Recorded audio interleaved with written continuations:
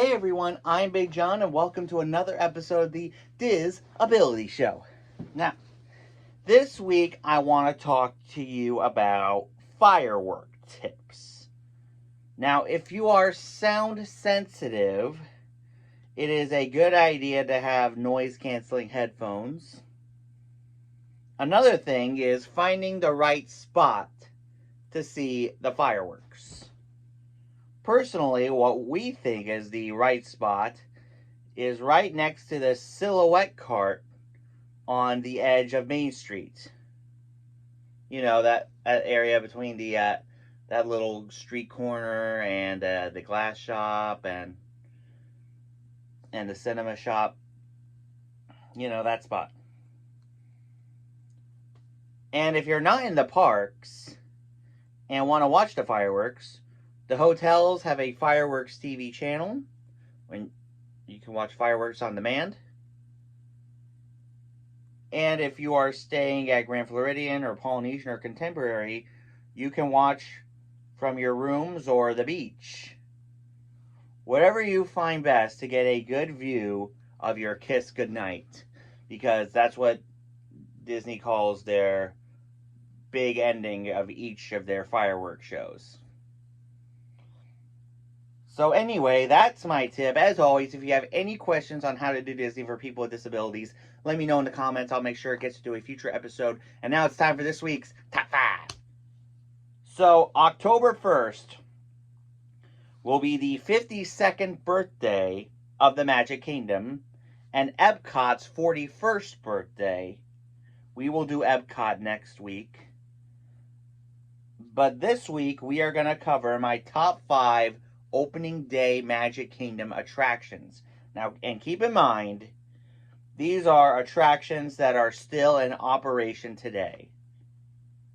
Number 5, the Country Bear Jamboree. Now, Walt Disney himself first thought of this as an idea for a ski lodge. But of course, Walt Disney passed away before anything that could happen. So, the Imagineers took this concept and made it into a Walt Disney World opening day attraction. And for those of you who don't know, next year the Country Bears will be updated into a brand new show, the Country Bear Musical Jamboree, with all Disney songs. Because some of the songs that they do in the current show are a little bit outdated. And I know a lot of people have opinions about it. Hey, at least we still get the Bears. That's good. That works for me. Number 4, the Hall of Presidents. Another classic opening day attraction where you could see some of the greatest leaders of our country. That's all I'm going to say because, again, we don't get political here on this channel. And those in the comments, leave your political comments to yourself. Because as this network is a politics-free zone. All right, number 3, Peter Pan's Flight. Now technically, this ride opened the day after the Magic Kingdom opened. But still, it is a great attraction. I mean, it's probably the most popular attraction in Fantasyland. I mean, 4-hour line wait. That's a half hour more than Seven Dwarfs Mine Train.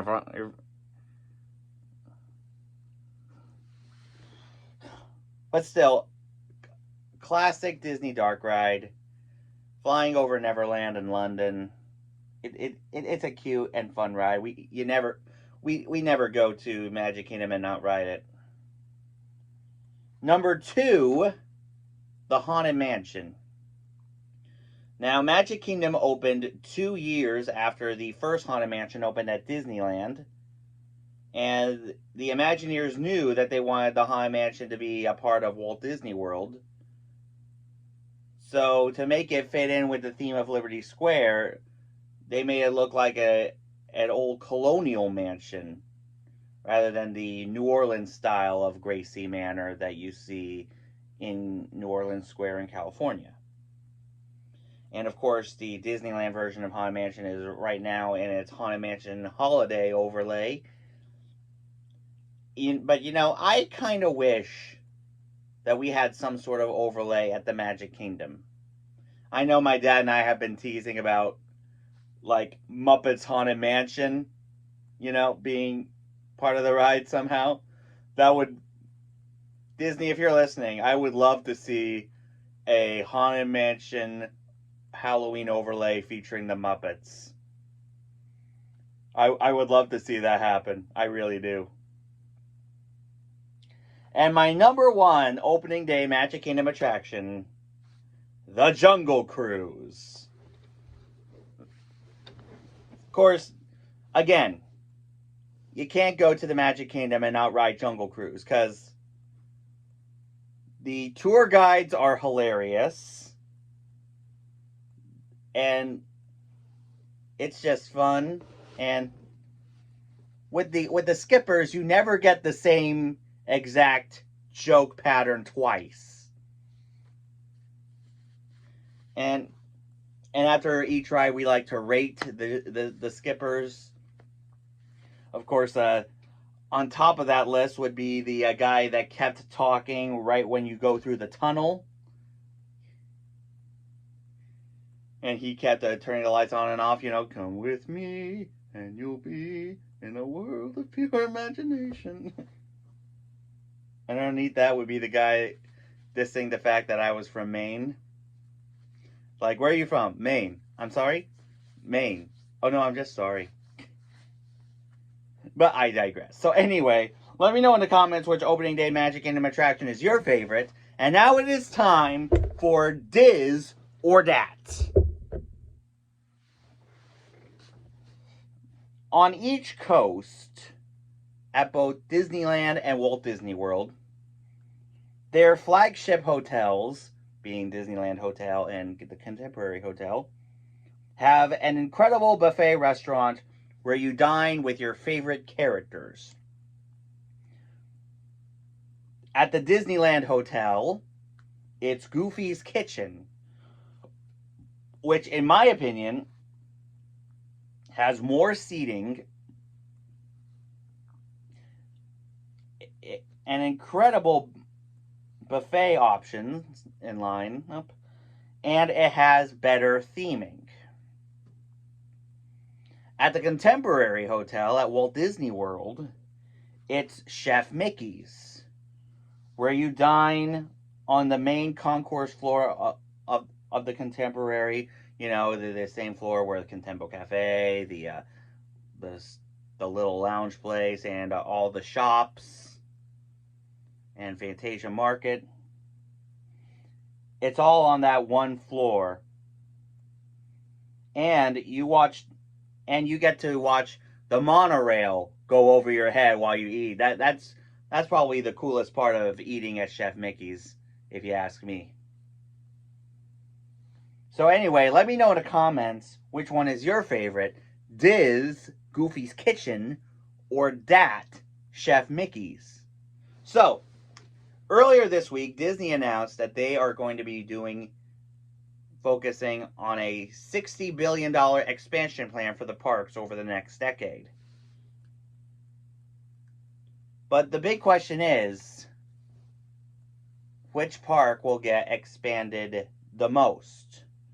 Now, back in 2021, Disneyland first pitched an idea for a conjoined land between Disneyland and Disney's California Adventure.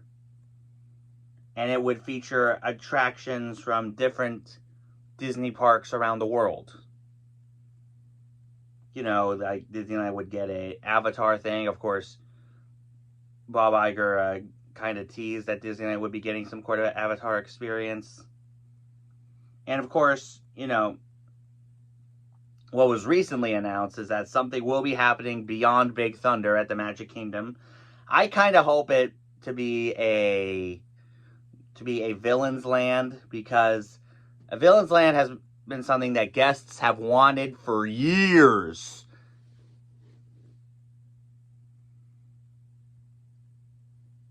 Or maybe they can do something with Hollywood Studios, since, next week the Galactic Star Cruiser is going adieu.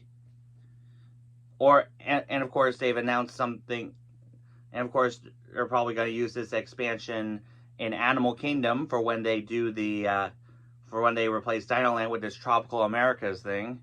But I have to say it again, Encanto does not fit with Animal Kingdom. I'm sorry. It just doesn't.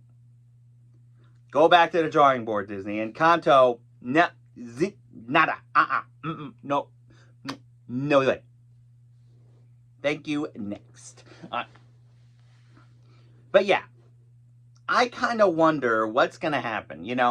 Since we just had Destination D, I bet, we're going to have to wait 9 more months when D23 comes around in California in August. And they'll make some huge announcements. I cannot wait, I say that now, but it's months away. It's like mostly a year away. But until then, we have speculations and our own thoughts, and we hope Disney thinks of us when they come up with this. Personally, Disney, I hope you're thinking about bringing back the citizens, because that petition online is getting huge.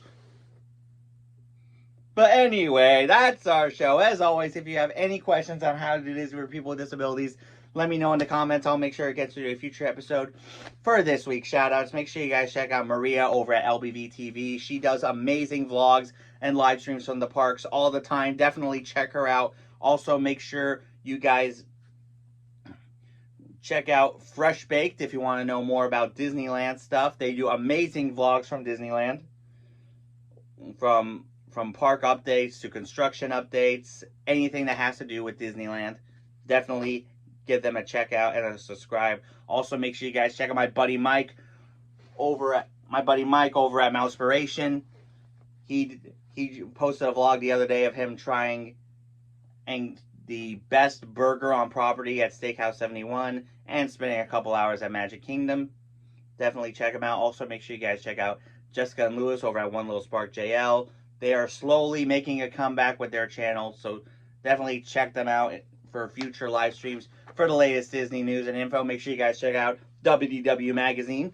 If you haven't subscribed here yet to the Big John Network, what in the Walt Disney World are you waiting for? And ding the bell for notifications so you never miss a second of the fun. And until next time, may the mouse be with you.